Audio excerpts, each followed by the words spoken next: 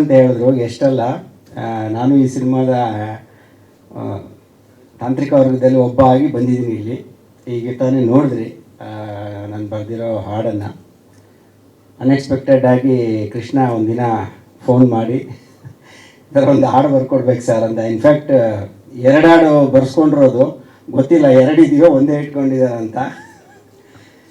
So ನನಗೂ ಖುಷಿ ಆಯಿತು, ಯಾಕೆಂದರೆ ಬೇಸಿಕಲಿ ಕತೆ ಗೊತ್ತಿತ್ತು. ಕತೆ ಒಂದು ಸಾರಿ ಕೃಷ್ಣ ಹತ್ರ ಕೇಳಿದ್ದೆ, ಕತೆ ತುಂಬ ಚೆನ್ನಾಗಿತ್ತು, ಅದ್ಭುತವಾಗಿತ್ತು, ಮತ್ತು ಆ ಸಿಚುವೇಶನ್ ತುಂಬ ಚೆನ್ನಾಗಿತ್ತು.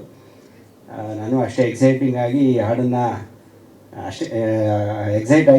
ಬರೆದಿದ್ದೀನಿ. ಹೋಗಿ ನಿಮಗೆಲ್ಲ ಇಷ್ಟ ಆಗಿದೆ ಅಂದ್ಕೊಂಡಿದ್ದೀನಿ. ಮತ್ತು ಲವ್ ಮಾಕ್ಟೈಲ್ ಅನ್ನೋದು ಆ್ಯಕ್ಚುಲಿ ಲವ್ ಮಾಕ್ಟೈಲ್ 3 ಅಂತ ಈ ಸಿನಿಮಾಗೆ ಹೆಸರು. ನನ್ನ ಪ್ರಕಾರ ಲವ್ ಮಾಕ್ಟೈಲ್ ಓಕೆ, ಅದಾದಮೇಲೆ ಲವ್ ಮಾಕ್ಟೈಲ್ 2 ಓಕೆ, 3 ಬರೋ ಅಷ್ಟೊತ್ತಿಗೆ ಇದನ್ನು ಕನ್ನಡದಲ್ಲಿ ನಿಜ ಹೇಳಬೇಕಂದ್ರೆ ಒಂದು ಪ್ರೀತಿಯ ಪರಂಪರೆ ಅಂತ ಹೇಳ್ಬೋದು. ಅಂದರೆ ಆ ಪ್ರೀತಿಯ ಪರಂಪರೆಯನ್ನು 3ನೇ ಭಾಗಕ್ಕೆ ಕರ್ಕೊಂಡು ಬಂದಿದ್ದಾರೆ ನಿರ್ದೇಶಕ ಡಾರ್ಲಿಂಗ್ ಕೃಷ್ಣ ಅವರು. ಜರ್ನಿ ಅಂದರೆ ನೋಡಿದ್ರೆ, ಆ ಟ್ರೈಲರ್ ನೋಡಿದ್ರೆ ಟ್ರೈಲರಲ್ಲೆಲ್ಲ ನಾಸ್ಟಾಲ್ಜಿಕ್ ಫೀಲಿಂಗ್ಸೇ. ಆ್ಯಕ್ಚುಲಿ ಈ ಲವ್ ಮಾಕ್ಟೈಲ್ ಅನ್ನೋ ಒಂದು ಸಿನಿಮಾ ಫ್ರಾಂಚೈಸ್ ಆಗಿದ್ದೆ ಆ ಥರದ ಒಂದು ನಾಸ್ಟಾಲಜಿಕ್ ಫೀಲಿಂಗ್ಸಿಂದಾಗಿ. ಈಗ ನಾವು ಯಾರ್ಯಾರು ಯಂಗ್ಸ್ಟರ್ಸ್ ಇದ್ರಲ್ಲ ಅವರೆಲ್ಲ ಪಾರ್ಟ್ 1 ನೋಡುವಾಗ ಎಲ್ಲರೂ ಅವರವರ ಕಾಲೇಜ್ ದಿನಗಳಿಗೆ ಹೋಗಿ ಅವರು ಲವಲ್ಲಿ ಬಿದ್ದು ಏನೇನೆಲ್ಲ ಹುಡುಗಿಯಿಂದ ಬಿದ್ದು ಒದ್ದಾಡಿದ್ರು ಅದನ್ನೆಲ್ಲ ರಿಕಾಲ್ ಮಾಡ್ಕೊಳ್ಳೋಂಥ ಒಂದು ನಾಸ್ಟಾಲಜಿಕ್ ಮೂಮೆಂಟ್ಸನ್ನು ತುಂಬ ಅದ್ಭುತವಾಗಿ ಕ್ರಿಯೇಟ್ ಮಾಡಿದಂಥ ಸಿನಿಮಾ ಲವ್ ಮಾಕ್ಟೈಲ್ 1. ಸೊ ಅದೇ ಥರದ ಆ ಪರಂಪರೆನ ಈಗ 3ನೇ ಸಿನಿಮಾದವರೆಗೂ ತೊಗೊಂಬಂದಿದ್ದಾರೆ ಕೃಷ್ಣ ಅವರು. ಮತ್ತು ಟ್ರೈಲರ್ಲಿ ಹಿಂಟ್ ಕೊಟ್ಟಿದ್ದಾರೆ, ನನ್ನ ಕೊನೆಯ ಅಧ್ಯಾಯ ಅಂತ. ಗೊತ್ತಿಲ್ಲ ಕೊನೆಯ ಅಧ್ಯಾಯನೋ ಅಥವಾ ಇನ್ನು ಮುಂದೆ 4ನೇದು ಬಂದರೂ ಬರ್ಬೋದು. ಚೆನ್ನಾಗಿ ಎಲ್ಲರಿಗೂ ಇಷ್ಟ ಆದರೆ 4ನೇದು ಬರ್ಬೋದು. ಮತ್ತು ನನ್ನ ಪ್ರಕಾರ darling Krishna as A director ನಾನು ನೋಡಿರೋದ್ರಲ್ಲಿ ತುಂಬ ಕ್ಲೆವರೆಸ್ಟ್ ಫಿಲ್ಮ್ ಮೇಕರ್ ಅಂತ ಹೇಳೋಕ್ಕೆ ಇಷ್ಟಪಡ್ತೀನಿ. ಯಾಕೆಂದರೆ ಅವ್ರು ಯಾವಾಗ ಕತೆ ಬರೀತಾನೆ, ಯಾವಾಗ ಸಿನಿಮಾ ಶೂಟಿಂಗ್ ಶುರು ಮಾಡ್ತಾನೆ, ಯಾವಾಗ ಮುಗಿಸಿರ್ತಾನೆ ಅನ್ನೋದು ಯಾರಿಗೂ ಗೊತ್ತಿರೋಲ್ಲ. ಮೋಸ್ಟ್ಲಿ ಮಿಲನವ್ರಿಗೂ ಗೊತ್ತಿಲ್ಲಂಗೆ ಶೂಟಿಂಗ್ ಮಾಡಿಬಿಟ್ಟಿರ್ತಾನೆ ಅನ್ನೋಂಥ ಕೆಲವು ಸರಿ ಡೌಟು ನನಗೆ. ಅಷ್ಟು ತುಂಬಾ ಸೂಕ್ಷ್ಮವಾಗಿ ತುಂಬ ಕ್ಲೆವರ್ ಫಿಲ್ಮ್ ಮೇಕಿಂಗ್. ಆ್ಯಕ್ಚುಲಿ ಅದು ನೀಡ್ ಆಫ್ ದಿ ಅವರ್. ಇವತ್ತು ನಮ್ಮ ಕನ್ನಡ ಚಿತ್ರರಂಗ ಇವತ್ತಿರೋ ಸ್ಥಿತಿಗೆ ಡಾರ್ಲಿಂಗ್ ಕೃಷ್ಣ ಅವರ ಮನಸ್ಥಿತಿ, ಅಂದರೆ ಒಬ್ಬ ಫಿಲ್ಮ್ ಮೇಕರ್ ಆಗಿ ಡಾರ್ಲಿಂಗ್ ಕೃಷ್ಣ ಅವರ ಮನಸ್ಥಿತಿ ತುಂಬ ಇಂಪಾರ್ಟೆಂಟ್ ಆಗುತ್ತೆ. ನನ್ನ ಪ್ರಕಾರ ಯಾರಾದರೂ ಅವ್ರನ್ನ ಕೂರಿಸ್ಕೊಂಡು ಎಲ್ಲ ಇಂಟರ್ವ್ಯೂ ಮಾಡಿ ಒಂದು PhD ಮಾಡ್ಬೋದು ಕನ್ನಡ ಚಿತ್ರರಂಗದ ಬಗ್ಗೆ.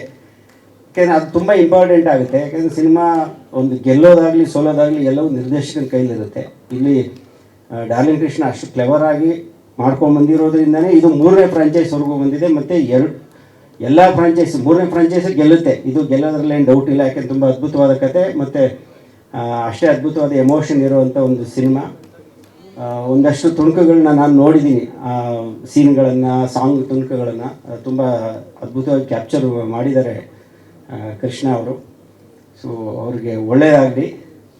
ಲವ್ ಮಾಕ್ಟೈಲ್ 1 ಸಿನಿಮಾ ಮಾಡಿ ಮದುವೆ ಆದರು, ಇಬ್ಬರೂ ಲವರ್ಸ್ ಆಗಿದ್ದವರು ಕಪಲ್ಸ್, ಹಸ್ಬೆಂಡ್ ಆ್ಯಂಡ್ ವೈಫ್ ಆದರು. 2 ಮಾಡಿ ಒಂದು ಮನೆ ತೊಗೊಂಡ್ರು, ಫ್ಲ್ಯಾಟು. 3 ರಿಲೀಸ್ ಆದಮೇಲೆ ಒಂದಷ್ಟು ಬಂಗ್ಲೆಗಳನ್ನ, ಒಂದು ಸಾಕಾಗಲ್ಲ ಅಲ್ವಾ, ಒಂದಷ್ಟು ಬಂಗ್ಲೆಗಳನ್ನು ತಗೊಳ್ಳೋಷ್ಟು ದುಡ್ಡು ಈ ಸಿನಿಮಾ ಮುಖಾಂತರ ಬರಲಿ ಅಂತ ನಾನು ಹಾರೈಸ್ತೀನಿ.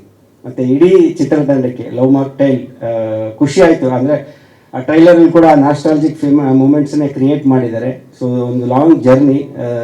ಅವ್ರು ಬೆಳೆಯೋದ್ರ ಜೊತೆಗೆ ತುಂಬ ಜನ ಕಲಾವಿದರನ್ನ ಕೂಡ ಬೆಳೆಸಿದ್ದಾರೆ. ಇವರೆಲ್ಲ ಹೇಳ್ತಾ ಇದ್ದಾರೆ ಎಮೋಷನಲ್ ಆಗಿ ಸ್ಟೇಜ್ ಮೇಲೇ. ಸೊ ಅದು ತುಂಬ ಇಂಪಾರ್ಟೆಂಟ್ ಆಗುತ್ತೆ. ನಾವು ಬೆಳೆಯೋದಷ್ಟೇ ಇಂಪಾರ್ಟೆಂಟ್ ಅಲ್ಲ, ನಮ್ಮ ಜೊತೆಯಲ್ಲಿ ಒಂದಷ್ಟು ಪ್ರತಿಭೆಗಳನ್ನ ಬೆಳೆಸೋದು ಮತ್ತು ಇಂಡಸ್ಟ್ರಿಗೆ ಕಾಂಟ್ರಿಬ್ಯೂಟ್ ಮಾಡೋವಂಥದ್ದು ತುಂಬ ಇಂಪಾರ್ಟೆಂಟ್ ಆಗುತ್ತೆ.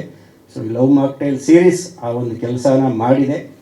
ಸೊ ಈಗ ಹೊಸದಾಗಿ ಕ್ರಿಸ್ಮಿ ಫಿಲ್ಮ್ಸ್ ಅಂತ ಕೃಷ್ಣ ಟಾಕೀಸ್ ಅನ್ನೋ ಹೆಸರಲ್ಲಿ 2 ಫಿಲ್ಮ್ ಬಂದಿತ್ತು. ಕ್ರಿಸ್ಮಿ ಫಿಲ್ಮ್ಸಲ್ಲಿ ಬರ್ತಾ ಇದೆ ಈ ಪಿಕ್ಚರು. ಈ ಬ್ಯಾನರಿಂದ ಇನ್ನೂ ಇದೇ ರೀತಿ ಅದ್ಭುತವಾದ ಸಿನಿಮಾಗಳು ಬರಲಿ, ಇನ್ನೂ ಎತ್ತರಕ್ಕೆ ಡೈರೆಕ್ಟರ್ ಕೃಷ್ಣ ಮತ್ತು ಆ್ಯಕ್ಟರ್ ಕೃಷ್ಣ ಏರಲಿ ಅಂತ ಹಾರೈಸ್ತೀವಿ. Thank you.